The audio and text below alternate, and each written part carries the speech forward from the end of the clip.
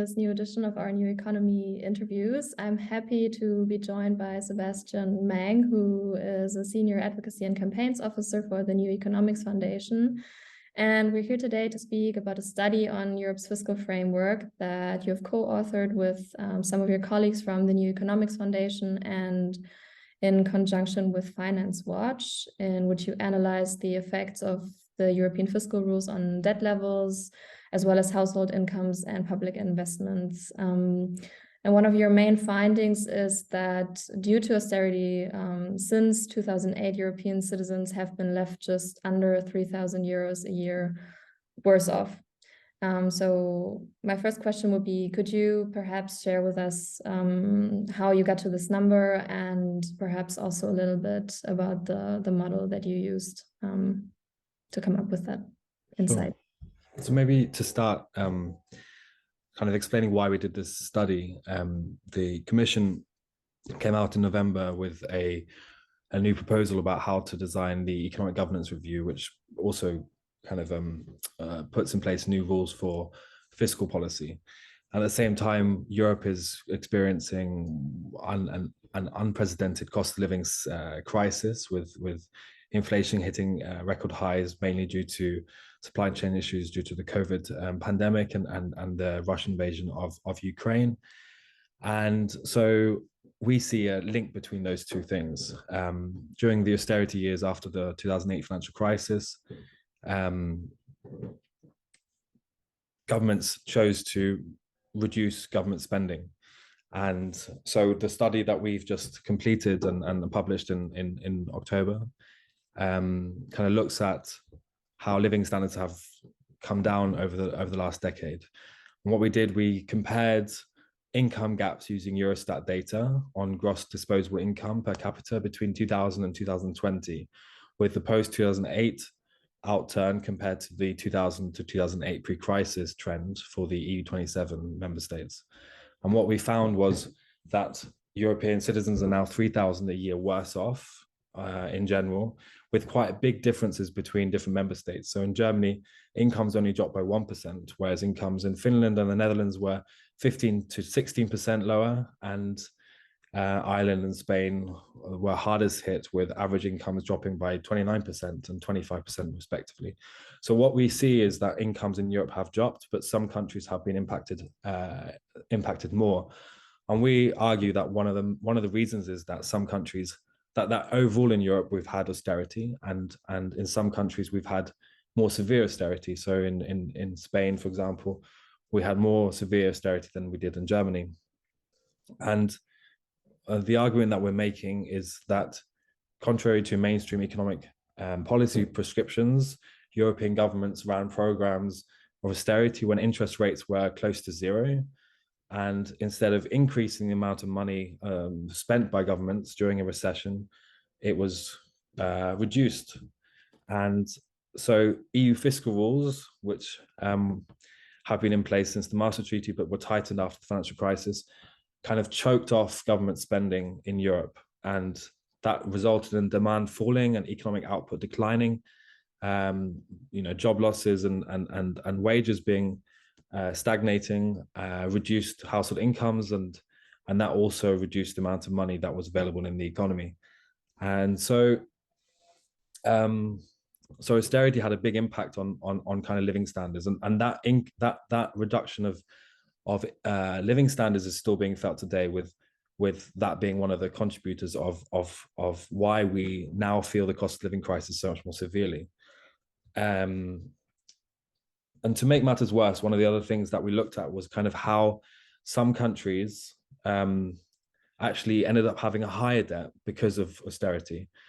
So we show that those countries that pursued greater austerity and cut public expenditure more also ended up with higher rather than lower debt levels following the crisis period.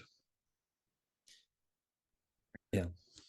Wow, that's quite staggering. And what I also, you've just said it is that people's cost of living and livelihoods have been largely impacted by the decisions on European fiscal rules. And yet, so far, the decision making has been largely removed from democratic debate. So what you've also done in your study, and what is, I guess, kind of unusual, is that you've run a survey among 5,000 citizens from different European countries. I think Denmark, France, Germany, Ireland, and Italy. And you asked them about their views on austerity and the European fiscal framework. And what you found is that largely they do not support austerity, and they wish for more spending on areas like education, healthcare, social care. But what kind of stood out to me is that at the same time, the polls came up saying that people are just as concerned about rising debt levels. So I was wondering if you could explain, or what's your take on this apparent contradiction? Yeah, indeed. So the polling earlier this year showed that 70% of respondents were either very concerned or quite concerned with a kind of return to austerity, which is massive. But at the same time, as you rightly point to, is there's still a concern for debt. I think there's a couple of things to take into consideration here. First of all, it's largely understandable that people have still concern over the debt levels, because we've just gone through a period of government spending a lot of money during the COVID pandemic. And secondly, if you combine the two results, is that the worry is for not good spending. So if governments were to trigger bad investments, that would have a negative impact on the economy. And that's one of the things that came out of the UK when we had Liz Truss in government. She proposed a budget that included massive tax cuts for the richest, and the public and the markets were up in arms about this kind of government economic policy. Whereas if governments were to trigger the right kind of investments, such as investing into renewables, investing into infrastructure, investing into public services that improve the productive capacity of our economy, that can result, that will be something that people can get behind. And we need to change the narratives. I mean, one of the things that's also clear is that political parties, both on the right and on the left, or center right and center left, still have a different way of communicating around debt in comparison to the empirical evidence of the last decade, which has showed that high debt levels are not a drag on growth, and high debt levels are not an issue in the way that orthodox economists have been arguing during the financial crisis and the following Euro crisis. I think what's also really important is to frame it within the context of ecological breakdown. What we need to do is we need to invest massively, and we need to solve the problem. We have different ways of creating money as the government. One of the ways is fiscal policy, another way is monetary policy, but those are the two options that we have. And we have to trigger those investments now, or we will not be able to transition our economy fast enough, or we'll not be able to support those countries that are bearing the brunt of the climate emergency in the global south. In Western developed economies, we need to create the money to kind of overcome the climate crisis. So we need to use the tools that are available to us, and what the Commission has put forward with their proposal in November will not result in the necessary investments being triggered. And so there's kind of two options that the Commission has, or that we have in Europe. One is to loosen up the fiscal rules so that governments can spend more, and the other option is to establish a European fiscal to establish a second European fiscal capacity, like the Next Generation EU, to create more money and to borrow more money at the European level to trigger those investments from a European level in nationally. So those are the two options that we have, and we need to choose one of those things swiftly so that we can trigger the sufficient investments and can create that quality investment into renewables and energy efficiency and infrastructure that we desperately need to overcome the ecological crisis. Yeah, and you already mentioned it, I think, in the beginning, is that just a couple of days before you released after you released your study, the European Commission also came forward with a reform proposal on the European fiscal framework. And at that time, the rules hadn't actually been in effect for more than 2 years due to COVID and then the Russian war on Ukraine.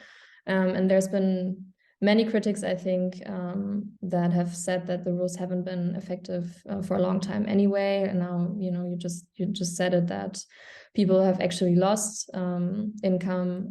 And when you ask them about their opinion, they do wish for more investments.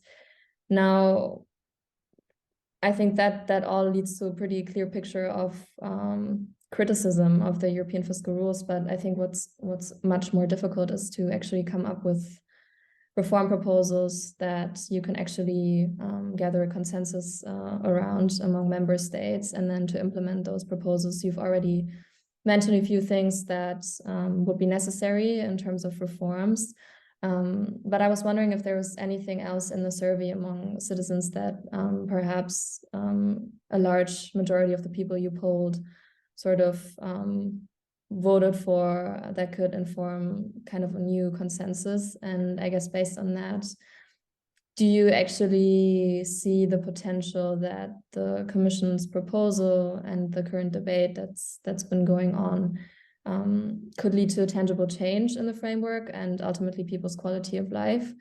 Or do you see that there's a risk that old roadblocks will persist? Yeah, so the polling we did, that it looked at a few questions about the kind of investments that people want to see. And it showed that the vast majority of people across the people polled were in favor of increased investments to solve the climate crisis. It also showed that there was an interest in more spending in education and healthcare following the pandemic, and education also being really key here. So I think the consensus that we need to find is around quality spending and investing in the things that improve society and improve the productive capacity of society and transition the economy towards a more sustainable kind of economic framework. There is a need to establish a new narrative around spending, and I think that's happening now. What we see globally is that the US has just started using the Inflation Reduction Act, which has increased subsidies to green tech companies. China's still spending big in their economy, and Europe, without spending, will fall behind. And this is also why the Commission has now come forward with kind of their strategy to establish kind of a European Inflation Reduction Act, or a European industrial strategy to increase spending. And von der Leyen, the European Commission president, she talked about establishing a new sovereign fund for Europe to use to push more of the green industrial policy. And this is the right direction. It's likely that the Commission proposal will not be big enough, but we need to kind of move towards green industrial policy in Europe.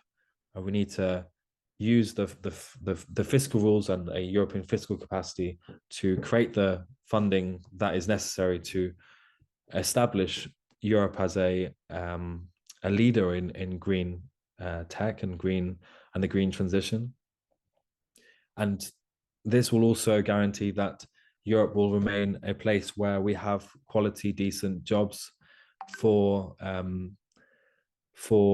millions of Europeans. We can overcome crisis in that way also more easily.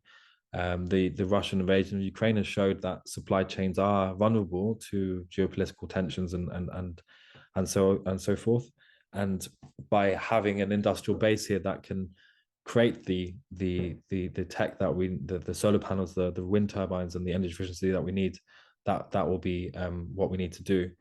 In terms of the politics around fiscal rules, it's quite complicated with kind of the frugal countries, so Sweden, Finland, Holland, Austria, being